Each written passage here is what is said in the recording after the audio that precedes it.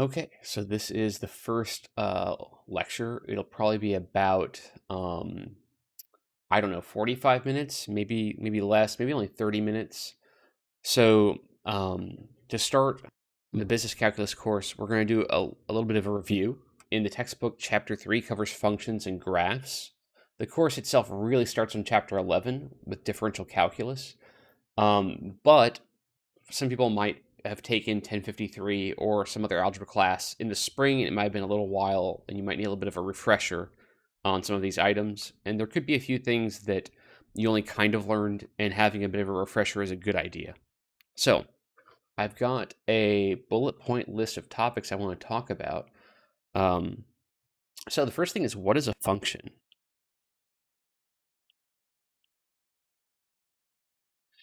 It's possible that when you were taking your algebra class and this term function was being used all the time, it wasn't maybe clear, why are we doing this? Why is it important to have this distinction? And also, as you'll notice, when I write quickly, my handwriting quickly becomes pretty bad. So I'm going to try to keep it as neat as I can and remind myself to. I'm used to writing on a chalkboard, and you can really write fast, versus the tablet. You kind of have to slow down a little bit. So, what is a function? Well, a function is basically a category of things in math that behave nicely when you go to do calculus. That's why we care about functions. When you try to do calculus on things that aren't functions, it gets really complicated really fast. Whereas when you do calculus on things that are functions, it kind of stays moderately complicated. It doesn't get too crazy right away. And we'll deal with some things that are not functions later in the course. I believe that's chapter 12. So it's a few weeks from here, probably about a month and a half, I suspect, if I recall correctly. Maybe 2 months. So what is a function? Well, a function is the mathematical term for a type of thing. So super vague, let's make it specific. So there are three hallmarks of a function. You need an action, which in a math class is usually going to be an equation, but it doesn't have to be. There's lots of things a function could be, and we'll talk about a few examples of that. Then you have a set of inputs, and you have a set of outputs. And there is one more thing, which we'll talk about in a second. So that seems very broad. Like lots of things involve actions, inputs, and outputs. Like every industry, every workflow, every office, every assembly line has those elements at every stage of the process. You have someone who's stamping out license plates. Well, they're receiving, the pre-cut, whatever it's, I don't know, 12 inches by 5-inch pieces of aluminum or steel, and they're being stamped out on a machine, right? And the action is the stamping, the output is the license plate, right? So this is really broadly applicable. In a math context, this will usually be an equation, but it doesn't have to be. We'll see an example of that soon. And then inputs, this is often called the domain. This is the set of inputs, and you might associate it with the x variable, the input variable, also called the independent variable. It's called independent because it's the one that is freely chosen, whereas the outputs, these are the results. You choose some input, you run it through the action, usually an equation, and you get some result. These are called the range values. And usually we'll use the y coordinate, and this is called the dependent variable. Or sorry, we'll use the variable y. The letter y is a variable called the dependent variable. We'll talk about coordinates soon enough. The dependent variable. And it's called that because it depends on what you chose for the x coordinate, the input. We don't have to use x and y. We could use t for time. You can use like V for volume, S for sales, R for revenue, whatever letter. Okay. So the fourth property of a function, it's not a thing that it has. It's a property it has to have. It's a thing it has to abide by. So in a function, each input has to be associated with exactly one output. Each input is associated with only one output.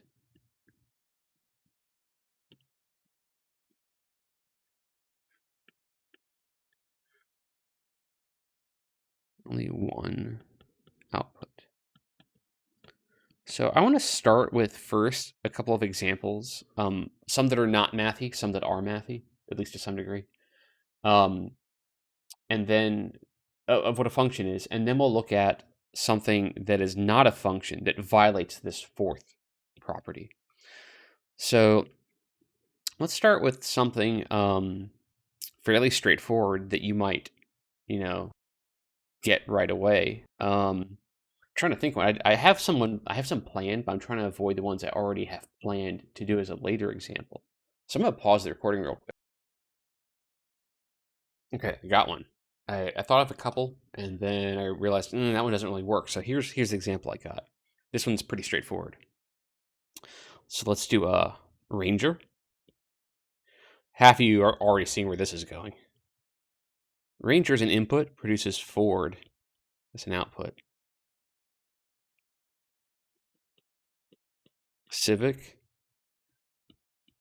produces Honda. So, and now all of you are on board. Yeah, we get just two examples. You know what the function does, right? So let me think of another example. Let's say this S10. So pause the video and think. Okay, what would S10 produce, right? Okay, now that you're back, this would be Chevrolet, right? So I wonder, and I don't know if they even make this anymore. I assume they do. What about Jimmy? Go ahead and pause the video and think about it. What does Jimmy produce? Okay, now that you're back, well, that'd be GMC, right? And you could ask, and we get what's happening, right? The model of a vehicle gets turned into the make, what's the manufacturer, right? And you could say, well, aren't the S10 and Jimmy the same thing? Does that mean that this breaks that fourth rule that each input is associated with only one output? Because the S10 and the Jimmy are the same, right? Well, we'll say no. For this function, the S10 and Jimmy are not identical. They're branded differently. They're not the same. And there might actually be some minor differences that I don't know about. I'm not really a car guy. So maybe there's some actual differences, not just branding, right? We'll say, no, these are different. So the model produces the make. If you input the model of some vehicle, the make is produced, right? I suppose it's possible that there's some case where two different car companies produce a vehicle of the same name, especially if they're not international, like if they're more regional, that could happen, I guess. But let's say among vehicles available in the US, right? So we could say, oh, the domain here, this is models of vehicle available in the US. And let's say commercially, not like like private importers do, for example, because then that could run into the issue of there's some company in I don't know, in India that makes something called the Jimmy, and it's not GMC, right? So the models of vehicles, let's just say cars broadly, but include trucks and stuff like that, like consumer vehicles, cars sold in the US, right? So then the range, well, these are the manufacturers of cars sold in the US, or makers of cars sold in the US, right? So there's a relatively easy one. That's a function. It assigns an output to every input. It's not really a math thing, but it meets the definition of what a function is. Another example I was thinking of, which I started to think, oh, is that the best example? So here's another one. In fact, let's call this example 1. Example 2. Let's do this. Let's say fish produces school, right? Let's say sheep produces flock. And some of you are like, oh yeah, I just 2 examples. I know what's happening here. This alone on its own, maybe you didn't get it, but now you probably do. How about this one? Ravens. And not the football team, like the animal, right? So pause the video and think about it. You might have to Google this one. Well, that would be a murder of ravens. I believe that's not a joke. I believe that's actually the name. I jokingly will say that, so JK, that cats, what's a group of cats? Now, there's an actual name. I don't know what it is. I don't remember. But as a joke, I like to call this a conspiracy. You get more than one cat in the room, and there's going to be trouble, right? So that's just a joke. Let's highlight that. Yeah, that's jokes. That's not really part of the example. So let's ignore that, right? But more seriously, yeah, you could make a function out of that. An animal or type of animal. What is a group of it called? Now you could ask, okay, is that a function? Are you ever going to have a situation where this fourth condition gets broken? Is it possible that there's two different names in English, right? In standard American English, not British English, because then if you include the two, both English, both American and British English, and there's Australian English, right? There's different variations. Then you could run into a problem. In this region over here, they call a group of ravens one thing. Over here, they call it another thing. So, is this a function? Maybe. Does this abide the fourth property? Maybe. I mean, it depends on what you say. If you were to say, okay, only British English, right? Then probably, because you're not going to have repeats. You're not going to have more than one word for a group of animals. But if you include American and British and Australian, then you might, I would imagine Australians might have different words for groups of animals, right? It's another bit of a joke there. So these are both, well, this is definitely a function. This one, maybe not. I want to do another example that's not really mathy, but kind of. This one's a little bit harder. These are, within a few examples, you kind of get the idea. So how about this one? Let's say 10 becomes 3. So already it very much looks like a math thing, right? Let's say 9 becomes 4. 8 becomes 5. 7 becomes 5. Is that right? Yeah. 6 becomes 3. 5 becomes 4. 4 becomes 4. 3 becomes 5. Run out of space here. 2 becomes 3. Zoom out just a little bit. And then 1 becomes 3. That's a lot of examples. And you might figure out what it is. Go ahead and pause the video and think about it. In an in-person class, which I'll mention from time to time, how I would handle this in an in-person class, I would say, all right, what do you guys think? And I would wait. And, after like 20, 30 seconds, if no one volunteers an idea, I'd say, okay, let's do some more examples. Let's do another couple of numbers. I'd say, okay, give me a number you'd like to see. And someone will say like 15, right? And I go, okay, hold on, 15. That's a big number. Let me think about it. 7. Okay. All right. And people are like, I don't know. How about give me another example? So 35, right? All right. Let's see. 35. That's going to be 9. Okay, so we're getting bigger outputs as the inputs get bigger. So sort of, right? And I won't bore you with dragging this out. Since you're watching it, you can't, tell me. If you haven't figured it out now, maybe pause the video and think about it for a couple of minutes. You might figure it out. What's happening is, let's say you take the number 10. What I'm doing is this. I'm taking the number 10, I'm spelling it out, and then counting the number of letters. So it is a math thing. It's just counting, right? And there's lots of things like this. Oh, and this is a genuine function. Every input has only one output because there's only one way to spell it in English, right? In American English, there's only one way to spell it. There's, you could say, well, is 35 hyphenated or is it not hyphenated? If it's hyphenated, do you count the hyphen? We'll say no hyphenations, just the letters, right? And then you could say, all right, well, and maybe you've already thought of it. What about 100? How many letters when you spell that out? Because is it 100 or 100? because those are not the same thing, right? 100, that would be what? 10? 800, well, that's going to be 8. Oh, this appears to not be a function. If there's more than one way to do it, there's more than one output. So you could say, no, we're not going to use articles, right? A is an indefinite article. That's its form in English, right? That's its usage.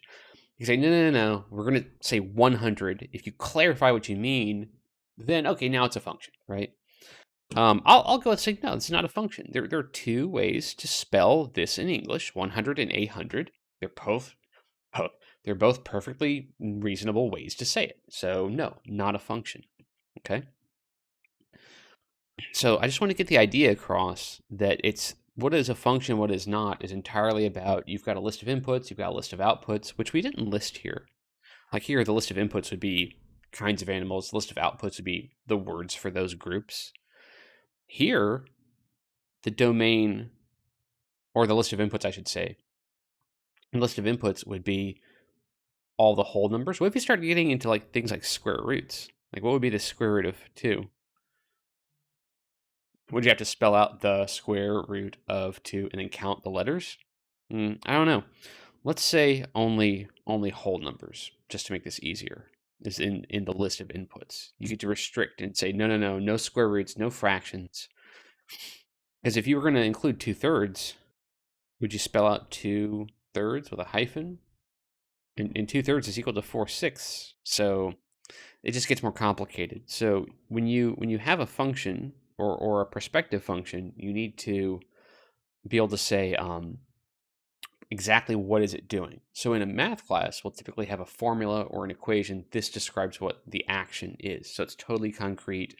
It's not some sort of vague impression. It's not some sort of vague impression of what's going on, right? You have a very completely concrete, fleshed out definition of what the function is doing.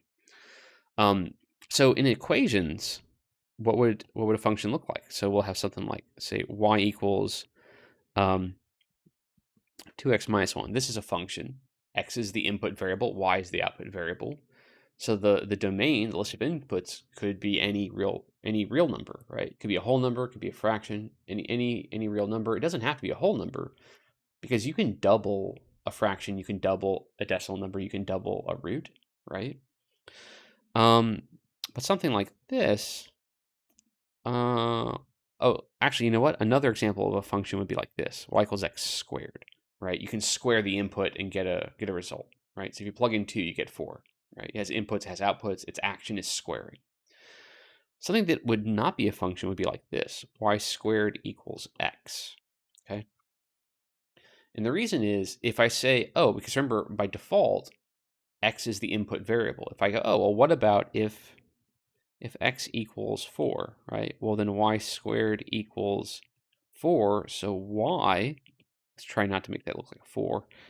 Y could equal plus or minus 2. There are two numbers that y could be so that x is 4, right? So that's two outputs.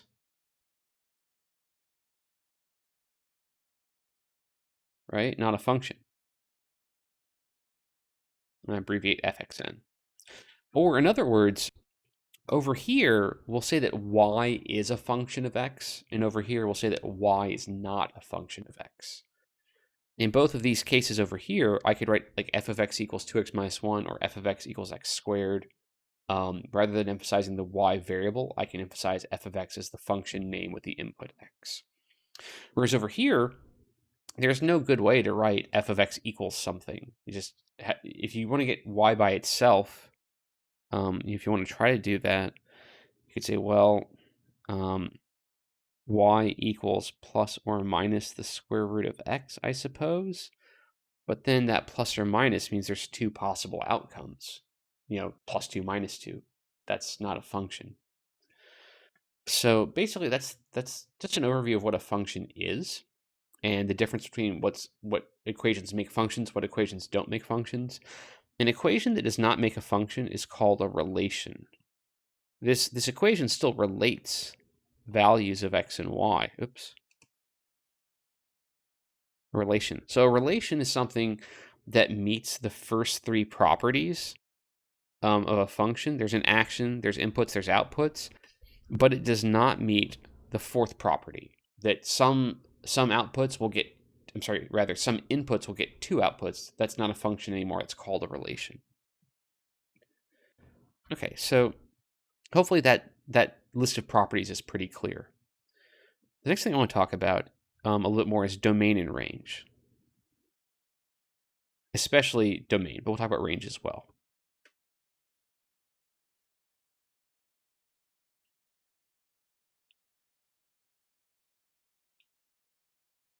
Have to remind myself, try not to write quickly. So domain and range. Sometimes this app freezes, and okay, there we go. There's like a zoom in feature that somehow I trigger when I don't mean to, and it kind of freezes until I exit that feature. Sorry about that. Anyway, so yeah, so let's look at the same function, f of x equals 2x. Was it minus 1, I said? Yeah. So when you go to look for the domain of this function, you think, well, what is x allowed to be? And you could also ask, in the other direction, what is x not allowed to be? Because then those numbers would not be in the domain. Unless you're told otherwise, by default, we'll just assume that when you're given f of x equals something, you're given an equation form of a function's action, that the domain is all real numbers that seem to work. Okay, so for this one, we could ask, are there any numbers that we can plug in for x that we're either not allowed to double, or after doubling, we're not allowed to subtract 1, right? Is there a number that it doesn't have a double? Like, what's the double of 5? 10. What's the double of 10? 20. What's the double of 3? 6. Is there a number with no double? Well, no. Is there a number that after you double, you can't subtract 1? Well, no, you can subtract 1 from anything. So the domain here is all real numbers. So we can indicate that as an interval, negative infinity to infinity, okay? Or we can indicate that with a double struck R to mean all real numbers. This is probably the one you're more familiar with, but they're both totally good ways, perfectly good ways to say it. Another way to say this is to say that this is the set. You might have seen this in your previous algebra course. The set of all x such that x is between negative infinity and positive infinity. You might have seen that as well. So another way to say that. Probably we'll be using mostly the interval version in this course. So the range for this one, well, these are the output values. Range is sometimes quite a bit more challenging than domain. Domain is usually relatively straightforward. Range is often not. And so looking at this formula, we have to say, okay, what is the list of output values? Given that x could be anything from negative infinity to positive infinity, any real number, what numbers can we get as an output? And in the other direction, we could ask, okay, what numbers can we not get as an output? And those would not be in the range. So for this one, could I get 10 as an output? And when you ask a question like that, the way to answer it, or one way, I shouldn't say the way, but a way to answer it is say, well, could the outcome be 10? Right? Well, that means, can I solve this equation?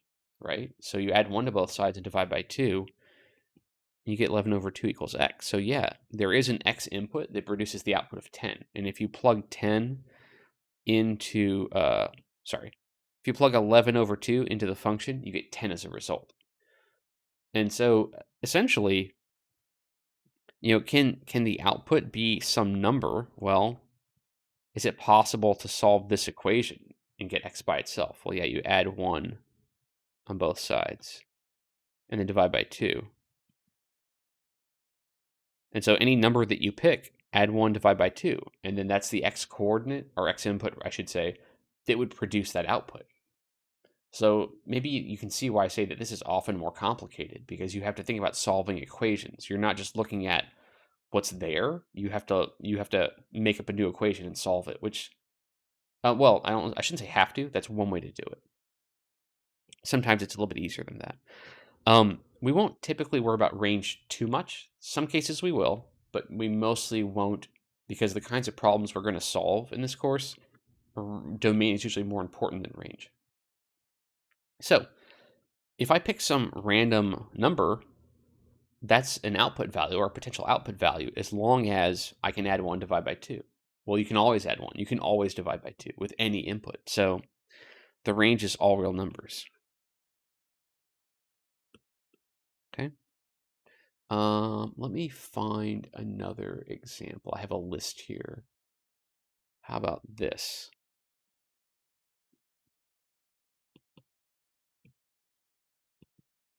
Let's say f of x equals the square root of 5 minus x. Okay? And we can look for the domain and the range. Well,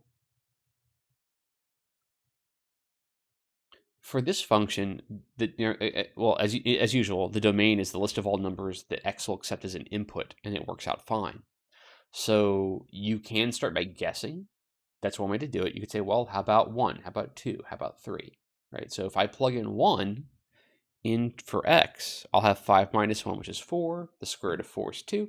Sure, 1 works. If I plug in 2, 5 minus 2 is 3. Square root of 3, well, it's not a whole number. It's not exactly a pretty number, but that's a number, right? Square root of 3 is a number. If I put in 4, sure, that'll be 1 as a result, right? 5 minus 4 is 1. Square root of 1 is 1. If I put in 5, I'll get 5 minus 5, which is 0, and the square root of 0 is 0. So 5 works. But if I plug in 6, and what I might want to do is have a number line going. So I did 1, that checked out. 2 worked. 3 worked. 4 worked. 5 worked. And then 6 did not work. Right? Because I would have the square root of negative 1.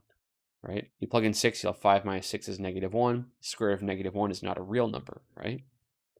You might have learned about complex numbers and imaginary numbers in a previous course, but in calculus, at least in the first course in calculus, we do not deal with imaginary numbers or complex numbers. We only deal with real numbers. So 6 doesn't work. What about 7? Well, if you plug in 7, you're going to have 5 minus 7. That's a negative. So that's not going to work either. What about 8? Well, if you plug that in, you're going to have the square root of negative 3. That doesn't work either. So it seems to be that between 5 and 6, something happens to where you can't get a result. And notice that f of 5, this is the square root of 0, right? Or maybe I should say it this way, the square root of 5 minus 5, which is the square root of 0, which is 0. And notice that if I plug in a number bigger than 5, I'll have the square root of a negative number, which is not allowed. So that's the difference. If you try to have the square root of a negative, it doesn't work. So what I need is, in order to have a domain value, 5 minus x has to be greater than or equal to 0, right? This inequality has to be met in order for the square root step to not be the square root of a negative result. So now I can solve this inequality. I can add 5 to both sides and say, I'm sorry, not 5, x to both sides. You get 5 is greater than or equal to x. So the numbers that are less than or equal to 5, those are the ones that work, right? X is less than or equal to 5. So as an interval, I can start at negative infinity and go up to 5 and stop there, but include it. So I do a square bracket to include 5. If you try 5.1, it won't work, because when you plug in 5.1 into the function, you'll have the square root of negative 0.1, which is an imaginary number. It doesn't work for this class, for calculus, at least the first course in calculus. So hopefully that kind of makes sense, that you can start with some guesswork and pay attention to what numbers do and don't work as inputs. At this point, I'm not going to worry about range. We're not typically going to have to deal with range, and range is a fair bit more complicated, so let's just not worry about it for this one. So let's do another example and think about the domain. Oops. change stylus there. Yeah, let's do this. Let's say something relatively straightforward. Okay. So let's talk about domain for this one. Okay. So again, the domain is the list of all real numbers that are acceptable as inputs. So if we plug in 1, we'd have 6 over -2. Yeah, that's -3. That's fine. Put in 10, we'd have 15 over 7. Sure, 15 over 7, that's a number, right? And you probably see where this is going. So you might see the number that doesn't work. If you don't see it yet, go ahead and pause the video and think about it for a minute. What X value causes a problem? Okay, now that you've thought about it, it might be obvious that 3 doesn't work. Basically, whatever would cause the bottom, the denominator, to be 0 is what's not going to work. So I can add 3 to both sides on this equation and get that 3 equals X is what does not work.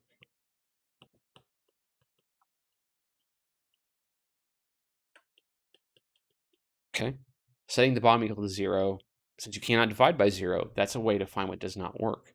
So the domain will be all real numbers except for 3. So the way to write that with the interval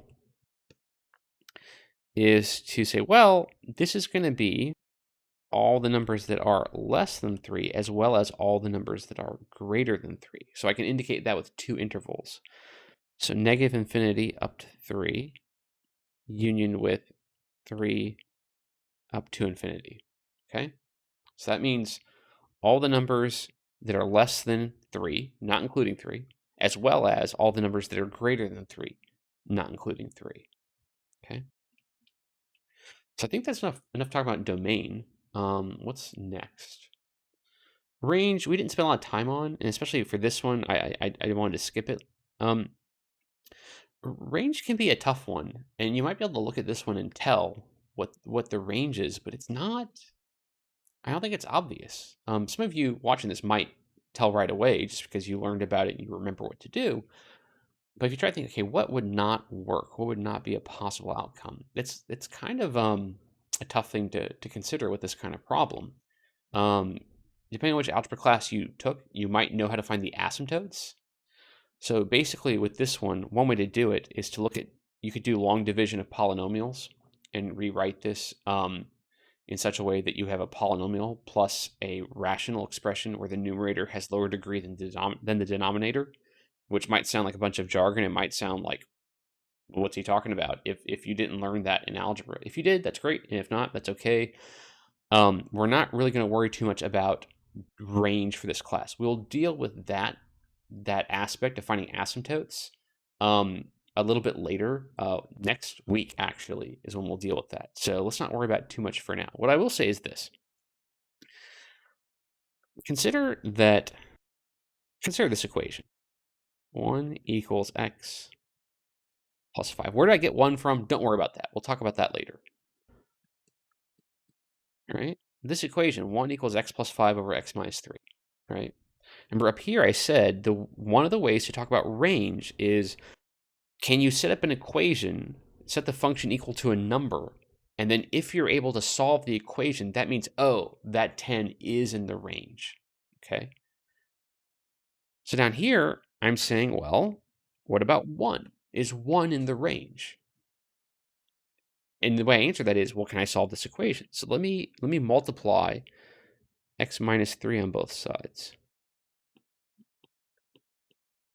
Okay, so on the left, I'll have x minus 3 equals x minus 5. So now I can subtract x on both sides. We have 3 equals 5. Oh, that means I don't get a solution. All right, if I pick something else, like 2, is 2, can 2 be equal to x plus 5 over x minus 3? Is that an equation that can be solved? Well, if I multiply x minus 3 on both sides, I'm a little out of space here. If I multiply x minus 3 on both sides, okay, I'll get 2x minus 6 equals x plus 5. I'll subtract x on both sides, and then add 6 to both sides.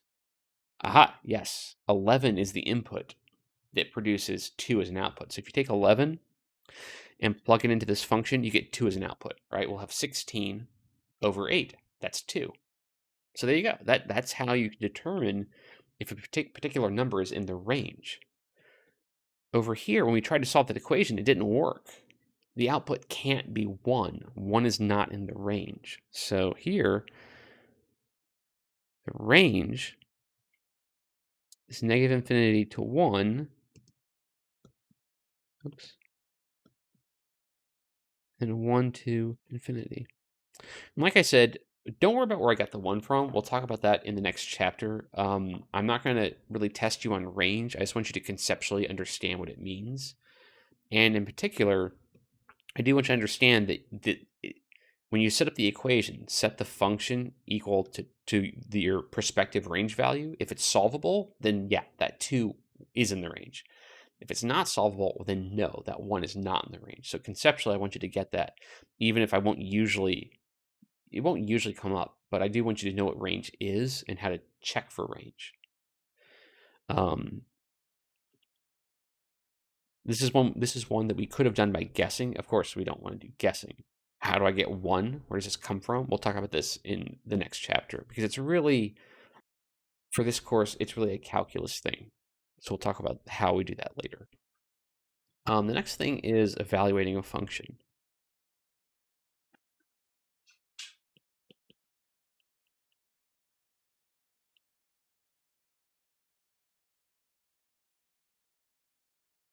Okay. Which we've kind of done a little bit of already, right? We've plugged numbers in. If I have like f of x equals x squared, I can say, okay, well, f of 1, so it's 1 squared, which is 1, right? F of negative 1, this is negative 1 squared, which is not the same as negative 1 squared like that, right? This, the way it's written, there are no parentheses. The 1 gets squared and the minus sign remains. Negative 1 is the result. With this one, the negative and the 1 are grouped together with parentheses. The whole group is being squared. So the result of this one is positive 1. Okay, so make sure that when you are plugging things into a function, you group as needed. Okay. What about something like this? F of, say, a plus 1. Okay, so the input is not a number, it's an expression with a variable in it. Well, the whole group gets squared. So if I FOIL this out, I'll get a squared plus 2a plus 1. Okay. And then what if I had something like this? F of a minus 1. Well, that's going to be a minus 1 squared. So that'd be a squared minus 2a plus 1. Okay. I want to do another example of this, I think. I wanted to keep this to 45 minutes. We have about 7 minutes left, so I'm going to try to wrap this up pretty soon. But I want to do one more example. So let's say g of x equals, let's say, 1 over x. Okay? Standard rational, very basic rational function. So g of 1, well, that's 1 over 1, that's 1. G of 2, well, that's 1 over 2, so 1/2, or if you like, 0.5. G of, let's say, x plus 1. Okay. Well, that is going to be 1 over the entire input. Notice how the entire, what's being contained in the parentheses is what goes on bottom. The 1 goes on bottom, 2 goes on bottom. So the entire container goes on bottom. So for this last row, x plus 1 goes on bottom. Okay. I could even have an example where I have 2 variables. G of x plus h. What is h? Let's not worry about that yet. That's again, that's a future chapter. I just want to sort of expose you to the fact that you can have more than one variable in this kind of problem, this kind of example. It's not really a problem. There's no solution, right? There's no directions. I'm just showing you what you can do. The online homework assignment will ask you to do something similar to this, but it'll say things like evaluate. It'll say things like, is this in the domain, or find the domain, stuff like that. So this will be x plus h on the bottom. This is not the same as 1 over x plus h. In the second version, h is not in the denominator, but it's supposed to be, right? The entire group goes on bottom. So if I had something like, I don't know, let's say j of x equals, let's say the square root of 7 minus x, right? Then j of x plus h, right? This would be the square root of 7 minus, and this whatever's contained there goes in where x is, and we'll use parentheses as needed because I don't want 7 minus x plus h with no parentheses. I'm subtracting the whole group. So this is 7 minus parentheses x plus h. And if I distribute that minus sign, this is the square root of 7 minus x minus h. Okay? This will become important in a later chapter. Or the next chapter rather. I want to extend this to the next thing, which will be the last item in this lecture. Something called the difference quotient, which is related to what we have here. And basically, there's a geometric interpretation of what the difference quotient means. You can think of this as being rise over run. You're basically finding a slope. Okay? So like if I had f of x equals, say, I don't know, let's say x squared. Okay? And I wanted to, well, you know what? Let's do 2 examples. Let's keep this one simpler. Let's say 5x plus 1 is my simple example, okay?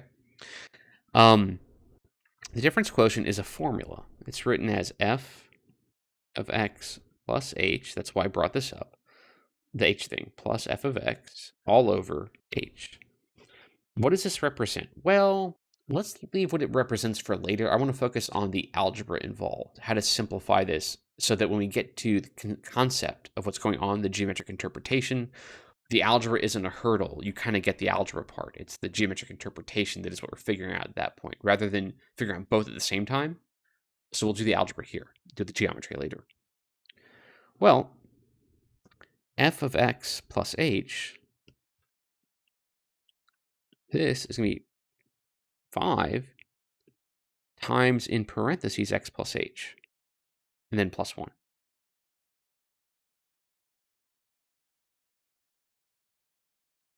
So this is 5x plus 5h plus 1. Okay, that's the first component of the numerator.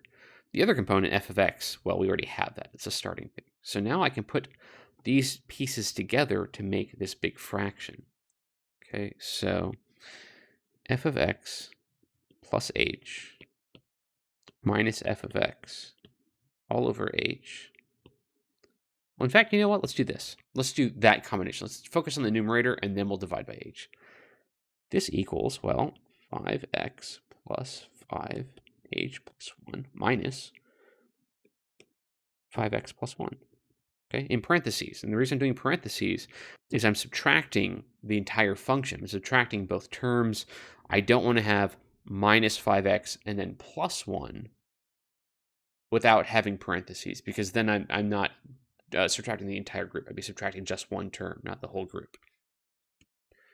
So when I distribute this minus sign, this will be 5x plus 5h plus 1 minus 5x minus 1. And I get some cancellation. I can combine like terms. 5x and 5 minus 5x, those cancel. 1 and minus 1, those cancel. And I'm left with 5h. Now we need to combine everything into the whole fraction, the difference quotient. So I'm going to write down here f of x plus h minus f of x all over h. Well, that's going to be 5h, that's the simplified numerator, divided by h.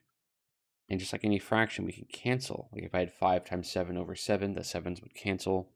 So whatever h is, that cancels, and we get 5. So there's our difference quotient. When you find the difference quotient of a linear function, you'll get a number as a result. If you find the difference quotient of a nonlinear function, you'll get some formula with x in it. But this is the overall procedure. And later in the chapter on calculus, we'll do more examples of this. The next video after this in the playlist will be about functions and graphs of functions.